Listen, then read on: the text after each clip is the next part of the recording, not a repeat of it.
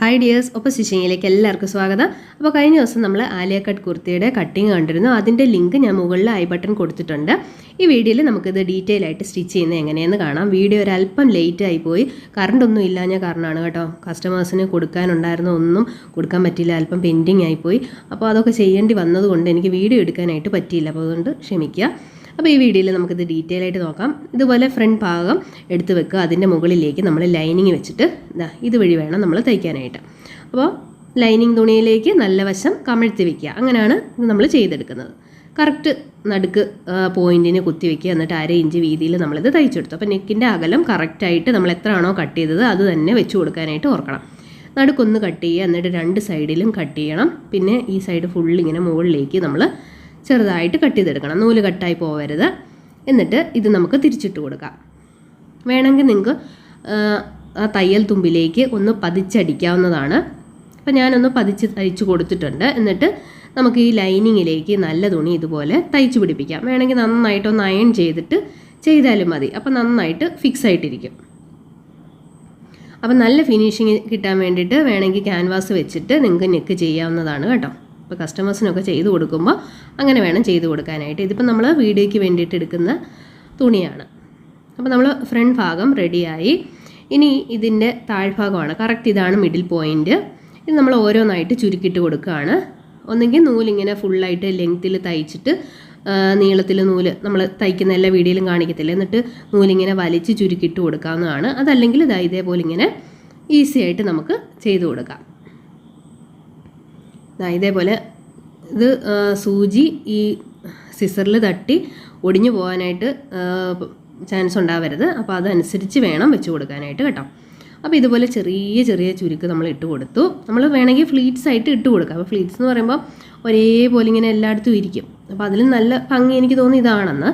എന്നിട്ട് മിഡിൽ പോയിൻറ്റിൽ നമ്മൾ ആ യോക്കിൻ്റെ പാർട്ടും സ്കേർട്ടിൻ്റെ പാർട്ടും കൂടെ കറക്റ്റ് മിഡിൽ നമ്മൾ പിൻകുത്തി വെച്ചു. എന്നിട്ട് ഇവിടെ നിന്ന് ഇങ്ങനെ പിടിച്ച് നോക്കുക കറക്റ്റായിട്ട് നമുക്ക് കിട്ടുന്നുണ്ടോയെന്ന്. അപ്പോൾ ചുളിവൊന്നും ഇല്ലാതെ വേണം. അതുകൊണ്ട് പിടിച്ച് കറക്റ്റായിട്ട് നോക്കണം, ചുളിവൊന്നും ഇല്ലാതെ കറക്റ്റായിട്ട് കിട്ടുന്നുണ്ടോയെന്ന്. അഥവാ ലെങ്ത്ത് കൂടുതലാണെങ്കിൽ നമ്മൾ വീണ്ടും ആ ചുരുക്ക് കറക്റ്റായിട്ട് ഇട്ട് കൊടുക്കണം കേട്ടോ. അതല്ലെങ്കിൽ മിച്ചമുള്ളത് കട്ട് ചെയ്ത് കളയുക. നിങ്ങൾക്ക് വേണ്ട, ഒരുപാട് വരുവ് വേണ്ടെന്നുണ്ടെങ്കിൽ. എനിക്കിപ്പം ചുരുക്കൊക്കെ കറക്റ്റായിട്ട് തന്നെ കിട്ടിയിട്ടുണ്ട്. അതുകൊണ്ടൊന്നും കട്ട് ചെയ്ത് കളയേണ്ടി വന്നിട്ടില്ല. അപ്പോൾ ഇതേപോലെ നമ്മളങ്ങ് സ്റ്റിച്ച് ചെയ്തെടുക്കുകയാണ്. കറക്റ്റ് മിഡിൽ പാർട്ട് തയ്ക്കാൻ വരുമ്പോഴത്തേക്കും ഉണ്ടല്ലോ, നമ്മൾ ചെറിയൊരു കട്ടിങ് ഇവിടെ കൊടുക്കുകയാണെങ്കിൽ അത് നല്ലതായിരിക്കും. ചെറിയൊരു കട്ടിങ് നമുക്കവിടെ കൊടുക്കാം. അപ്പം ഒരു പിടുത്തം ഉണ്ടാവാതെ നമുക്കവിടെ കുത്തിയിട്ട് ഇങ്ങോട്ട് തയ്ക്കുമ്പോൾ തുണിയൊന്ന് വലിഞ്ഞ് കിട്ടുകയും ചെയ്യും. നമുക്ക് സുഖമായിട്ട് തയ്ക്കുകയും ചെയ്യാം. അപ്പോൾ ഒരു കട്ട് വേണേൽ കൊടുത്താൽ മതി. അതല്ലെങ്കിൽ ഒരു പിടുത്തം പോലെ തോന്നുവാണെങ്കിൽ ആ കട്ട് ചെയ്തതിൻ്റെ അപ്പുറം ഇപ്പുറം വേണമെങ്കിൽ ഓരോ കട്ടുകൂടെ നിങ്ങൾക്ക് കൊടുക്കാം. എന്നിട്ടൊന്ന് ലോക്ക് ചെയ്തെടുത്താൽ മതി കേട്ടോ. അപ്പോൾ ഇതേപോലെ നമുക്ക് കിട്ടിയിട്ടുണ്ട്. എന്നിട്ട് നിങ്ങൾക്ക് മുകളിലേക്ക് വെച്ചിട്ട് പതിച്ച് തയ്ക്കാവുന്നതാണ്. ഇതിപ്പോൾ പതിച്ച് തയ്ക്കേണ്ട കാര്യമില്ല. നമ്മൾ നെക്കിൻ്റെ അവിടെയും ഈ യോക്കിൻ്റെ ഭാഗത്തും ഒക്കെ ഒരു ലേസ് പോലെ നമ്മൾ വെക്കുന്നുണ്ട് കേട്ടോ. അപ്പോൾ ഓൾറെഡി നമ്മൾ പതിച്ച് തയ്ക്കും. അതുകൊണ്ട് ഇപ്പം ഞാൻ പുറമേക്ക് തയ്ക്കുന്നില്ല. അപ്പോൾ ഇത്രയാണ് ഇതിൻ്റെ ഫ്രണ്ട് ഭാഗം. ഇനി ഇതിൻ്റെ പുറത്തേക്ക് നമുക്ക് ലേസ് എങ്ങനെയാണ് വെച്ച് കൊടുക്കുന്നതെന്ന് നോക്കാം. അപ്പോൾ നമ്മൾ ഈ തുണിയുടെ അരികു വശത്തുനിന്ന് നമ്മൾ കുറച്ച് ലേസ് കട്ട് ചെയ്തെടുക്കുന്ന ഇത് ഞാൻ കാണിച്ചില്ലായിരുന്നോ കട്ടിങ്ങിൽ. അപ്പോൾ അത് നമ്മൾ ഒന്ന് അയൺ ചെയ്തെടുത്തിട്ടുണ്ട്. ഇതേപോലെ കുറച്ച് ഏറെ നീളത്തിൽ നമുക്കുണ്ട്. അപ്പോൾ ആദ്യം ഇങ്ങനെ 1/2 ഇഞ്ച് നമ്മൾ ഇവിടെ ഉണ്ട്, അത് മടക്കി, പിന്നെ 1 ഇഞ്ചിൻ്റെ ഇങ്ങോട്ടും മടക്കി. കണ്ടോ? അപ്പോൾ ഈ ഒരു ഷേപ്പിൽ കിട്ടും. നന്നായിട്ട് അയൺ ചെയ്തിട്ട് വേണം ചെയ്യാനായിട്ട്. അല്ലാതെ ഇതേ വെച്ചിട്ട് ചെയ്യാമെന്ന് വിചാരിച്ചാൽ നടക്കത്തില്ല. കാരണം എന്ന് വെച്ചാൽ ഒത്തിരിയും ചുളിവ് വരും. സ്ട്രെയിറ്റ് ആയിട്ടുള്ള പീസല്ലേ, ക്രോസ് പീസ് അല്ലല്ലോ. അതുകൊണ്ട് വളരെ ശ്രദ്ധയോടെ വേണം തയ്ച്ചെടുക്കാനായിട്ട്. ഇതിപ്പോൾ ഞാൻ അരികിനൂടെ തയ്ച്ചെടുക്കുകയാണ്. എന്നിട്ട് ഞാനൊന്ന് ട്രൈ ചെയ്ത് നോക്കിയതാണ് കേട്ടോ. സക്സസ് ആവുമെന്ന് എനിക്കറിയില്ലായിരുന്നു. പക്ഷെ കുഴപ്പമില്ല, എന്നാൽ അത്യാവശ്യം നന്നായിട്ട് പറ്റി. എന്നിട്ട് കറക്റ്റ് മിഡിൽ പോയിൻറ്റിലേക്ക് താഴേക്ക് നമുക്ക് എടുക്കണം. നിങ്ങൾക്ക് അറിയില്ല എന്നുണ്ടെങ്കിൽ നന്നായിട്ട് ചോക്കിട്ട് വരച്ച് പോയിൻ്റൊക്കെ മാർക്ക് ചെയ്തിട്ട് ചെയ്യണം കേട്ടോ, ബിഗിനേഴ്സ് ചെയ്യുമ്പോൾ. എന്നിട്ട് ഇങ്ങോട്ട് ഞാൻ ഒന്നും മടക്കിയില്ല, നേരെ തന്നെ അങ്ങ് വെച്ച് ചെയ്യുകയാണേ. സൈഡിലേക്ക് ഇങ്ങനെ വെച്ചിട്ട് ആ തയ്യൽ തുമ്പ് ഫ്ലീറ്റ്സിൻ്റെ എല്ലാം മുകളിലേക്കാക്കി ഒന്ന് വെക്കുക. എന്നിട്ട് അതിൻ്റെ പുറത്തേക്ക് അങ്ങ് അടിക്കുമ്പോൾ പതിച്ച് തയ്ച്ച പോലെ ഇരിക്കും. ഇതേപോലെ തയ്ച്ചു. ഇനിയിപ്പോൾ ബാക്കി നമ്മൾ കട്ട് ചെയ്ത് മാറ്റി. എന്നിട്ട് ഇവിടം വീണ്ടും കറക്റ്റായിട്ട് പിടിച്ച് നമ്മൾ തയ്ക്കുകയാണ്. ചെറിയ ചുളിവൊക്കെ എനിക്ക് ചില ഭാഗത്തൊക്കെ വരുന്നുണ്ടായിരുന്നു കേട്ടോ. അപ്പോൾ ഞാൻ ഓർത്ത് ഇനി ശരിയാവില്ലായിരിക്കുന്നു. പക്ഷേ വലിയ കുഴപ്പം പറ്റിയില്ല. നമുക്കത് കൈകൊണ്ട് തന്നെ ഞാനത് നിവർത്തി വെച്ച് തയ്ച്ചെടുക്കുകയാണ് ചെയ്തത്. അപ്പോൾ ഇതിൻ്റെ അരികു വശത്തൂടി ഇങ്ങോട്ട് തയ്ച്ചെടുക്കുക. അപ്പോൾ ചില ഭാഗത്ത് വരുമ്പോൾ നമുക്കത് ശരിയാവാത്ത പോലെ തോന്നും കേട്ടോ. അപ്പോൾ നമ്മളൊന്നും നോക്കണ്ട, അങ്ങ് തയ്ക്കുക. തയ്ച്ച് കഴിയുമ്പോഴത്തേക്ക് അത് എന്നിട്ട് ലാസ്റ്റ് ഒന്ന് അയൺ ചെയ്താൽ മതി, അത് ശരിയായിക്കോളും. അപ്പോൾ ഞാനിങ്ങനെ തയ്ച്ചിങ്ങോട്ട് വന്നപ്പം ഇതാ കണ്ടില്ലേ, ഇവിടെ എനിക്ക് തോന്നി ഒരു ഞൊറ് വിടേണ്ടി വരുമോ എന്ന്. കാരണം അവിടെ ഇങ്ങനെ ചുളുവായിട്ടിരിക്കും. എന്നിട്ട് ഞാൻ വലിച്ചു പിടിച്ചിട്ട് ഒന്ന് ചെയ്ത് നോക്കിയപ്പോൾ കുഴപ്പമില്ല കേട്ടോ. എന്നിട്ട് ഈ ഭാഗം വരുമ്പോൾ ഇങ്ങനെയല്ല, തിരിച്ച് ഇതുപോലെ ഇങ്ങനെ സ്ട്രെയിറ്റ് ആയിട്ട്. എന്നിട്ട് ഞാനൊന്ന് വലിച്ചു പിടിച്ചപ്പോൾ ആ ചുളിവ് അങ്ങ് മാറി. അത് നമുക്ക് താഴേക്ക് മടക്കി വയ്ക്കാം. ഇതേപോലെ വെച്ചു. എന്നിട്ട് ഈ ഭാഗം ഇവിടുന്ന് സ്ട്രെയിറ്റ് ആയിട്ട് നമ്മളങ്ങ് തയ്ച്ചെടുക്കുകയാണ്. അപ്പോൾ കണ്ടോ, ആ ചുളിവെല്ലാം മാറിയിട്ടുണ്ട്. വലിയ കുഴപ്പമില്ലാതെ നമുക്ക് കിട്ടിയിട്ടുണ്ട്. ഇതേപോലെ തന്നെ മറുവശവും നമ്മൾ നന്നായിട്ട് ചെയ്തെടുക്കുക. അത് മറുവശം ആകുമ്പോൾ ചിലപ്പോൾ നമുക്ക് കൈയുടെ ഒരു വാക്കില്ലാത്ത കാരണം ചിലപ്പം ഇച്ചിരി പ്രശ്നമൊക്കെ ഉണ്ടാവുന്നിരിക്കും കേട്ടോ. എന്നാൽ ഞാൻ ഈ കാണിച്ച അതേപോലെ തന്നെ ചെയ്തെടുക്കണം. പക്ഷേ വലിയ കുഴപ്പമില്ല, എനിക്ക് കറക്റ്റായിട്ട് കിട്ടി. ഇച്ചിരി ചുളിവുണ്ടായിരുന്നു. പിന്നെ ഞാനത് നന്നായിട്ട് അയൺ ചെയ്തു. സ്റ്റീം അയണാണ് ഞാൻ ചെയ്യുന്നത്. അപ്പോൾ കറക്റ്റായിട്ട് നമുക്ക് ശരിയായി. ഇനി ബാക്ക് സൈഡ് യോക്കാണ് നമ്മൾ വെക്കുന്നത്. നേരത്തെ നമ്മൾ എങ്ങനെയാണോ വെച്ചത് നമ്മൾ കമഴ്ത്തി ലൈനിങ്ങിലേക്ക് വെച്ച് കൊടുത്തു. നല്ല വശം കമഴ്ന്നിരിക്കണം കേട്ടോ. എന്നിട്ട് ഇതുപോലെ നമുക്ക് കട്ട് ചെയ്തെടുക്കാം. എന്നിട്ട് ഇത് നമുക്ക് തിരിച്ചിടാം. അപ്പോൾ തിരിച്ചിട്ടിട്ട് നമുക്ക് ആദ്യം വേണ്ടത് ഷോൾഡർ ചെയ്യുകയാണ്. ഷോൾഡർ ചെയ്തതിന് ശേഷം ഇതെല്ലാം ഫുള്ള് കൂട്ടി നമ്മൾ ഈ ലൈനിങ്ങിലേക്ക് തയ്ച്ച് പിടിപ്പിച്ചതിന് ശേഷം വേണം നമുക്ക് താഴത്തെ ഞൊറിവ് വെച്ച് കൊടുക്കാനായിട്ട്. അപ്പോൾ ഇതിങ്ങനെ വെച്ചു. അപ്പോൾ ഞാൻ ഫ്ലീറ്റ്സ് ഒന്ന് ഇട്ട് വയ്ക്കുകയാണ് ഈ ബാക്ക് സൈഡിൻ്റെ സ്കേർട്ടിന് കേട്ടോ. അത് ഇതുപോലെ നമ്മൾ നേരത്തെ ചെയ്ത് എങ്ങനെയാണോ അതേപോലെ നമുക്ക് ഇങ്ങനെ ഇട്ട് കൊടുക്കാം. ശരിക്കും പറഞ്ഞാൽ 2 വിരലുപയോഗിച്ച് നമുക്ക് ഇടാവുന്നതാണ്. ഇതുപോലെ ഇങ്ങനെ നീക്കി. പക്ഷേ എനിക്ക് ഈ ഇതുണ്ടല്ലോ, കൈ മുറിയാതിരിക്കാനായിട്ട് അവരൊരു സേഫ്റ്റിക്ക് വേണ്ടിയിട്ട് അവരൊരു കമ്പി ഇങ്ങനെ അതിൽ അറ്റാച്ച് ചെയ്തിട്ടുണ്ട്. അപ്പോൾ അത് കാരണം എനിക്ക് കൈ അങ്ങോട്ട് മുമ്പോട്ട് നീക്കാനേ പറ്റുന്നില്ല. അപ്പോൾ സാധാരണ മെഷീൻ ഉള്ളവർക്കാണെങ്കിൽ ഇനി നമുക്ക് ഷോൾഡറിന് വെച്ച് കൊടുക്കാം. അതിനുശേഷം നമുക്ക് ഞാൻ കാണിക്കുന്ന ഭാഗം നീക്കി കൊടുക്കാമെങ്കിൽ ഇതിൽ ലൈനിങ് നമുക്ക് ചെയ്തെടുക്കാം. നല്ല വശം ഒരുമിച്ച് ഇങ്ങനെ പിടിക്കുക കണ്ടോ. എന്നിട്ട് ഈ ലൈനിങ് ബാക്കിലേക്ക് വെച്ച് കൊടുക്കുക.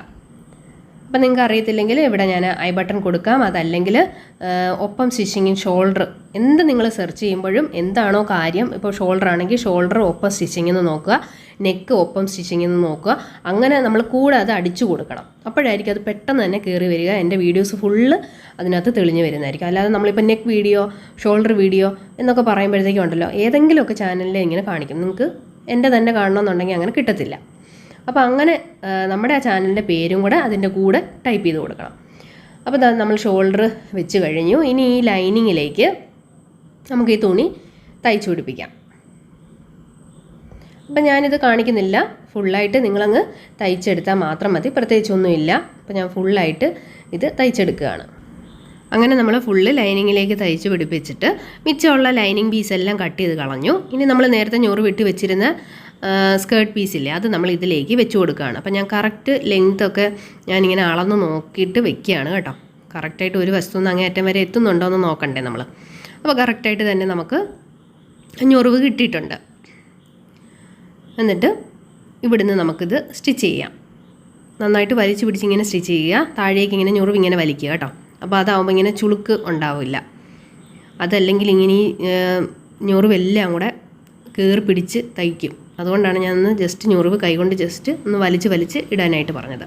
അപ്പോൾ ഇതുപോലെ നമ്മൾ ചെയ്ത് കഴിഞ്ഞു. ഇനി നമുക്ക് സ്ലീവാണ് അടുത്തുള്ളത്. അപ്പോൾ സ്ലീവിൻ്റെ എൻഡിൽ നമ്മൾ ഇതുപോലെ പീസ് വെച്ചിട്ടുണ്ടായിരുന്നു. അപ്പോൾ പീസ് ഇല്ലെന്നുണ്ടെങ്കിൽ അത് തയ്ച്ച് പിടിപ്പിക്കുക. ഇല്ലെങ്കിൽ ഒരു ഭംഗി ഉണ്ടാകത്തില്ല. നെക്കിൻ്റെ അതേപോലെ തന്നെ ആ ഒരു ഡിസൈൻ സ്ലീവിന് വരുമ്പോൾ നല്ല ഭംഗിയാണ് കാണാനായിട്ട്. അപ്പോൾ നിങ്ങൾക്ക് ഇതുപോലെ ഇല്ലെന്നുണ്ടെങ്കിൽ ലേസ് വാങ്ങിച്ച് ചെയ്യുക. പക്ഷേ ലേസ് എത്രത്തോളം കറക്റ്റ് ആവുമെന്ന് എനിക്ക് അറിഞ്ഞുകൂടാ കേട്ടോ. സോഫ്റ്റ് ലേസൊക്കെ ആണെങ്കിൽ നമുക്ക് ഈ ഒരു മെത്തേഡിൽ വെച്ച് കൊടുക്കാം. ഇച്ചിരി കട്ടിയുള്ളതൊക്കെ ആണെങ്കിലുണ്ടല്ലോ, നമ്മൾ ഈ ഉദ്ദേശിക്കുന്ന രീതിയിൽ വളഞ്ഞു വരത്തില്ല. അപ്പോൾ അതൊരു അഭംഗിയായിരിക്കും. അപ്പോൾ കുറച്ച് സോഫ്റ്റ് ആയിട്ടുള്ള ലേസുകൾ കിട്ടുവാണെങ്കിൽ അത് വെച്ച് കൊടുത്താൽ മതി. ഇപ്പോൾ ഇതിന് മെറൂൺ അല്ലേ, അപ്പോൾ മെറൂൺ കളർ പോലത്തെയോ അങ്ങനെ എന്തെങ്കിലും ഭംഗിയായിട്ടുള്ളത് വെച്ച് കൊടുക്കാം.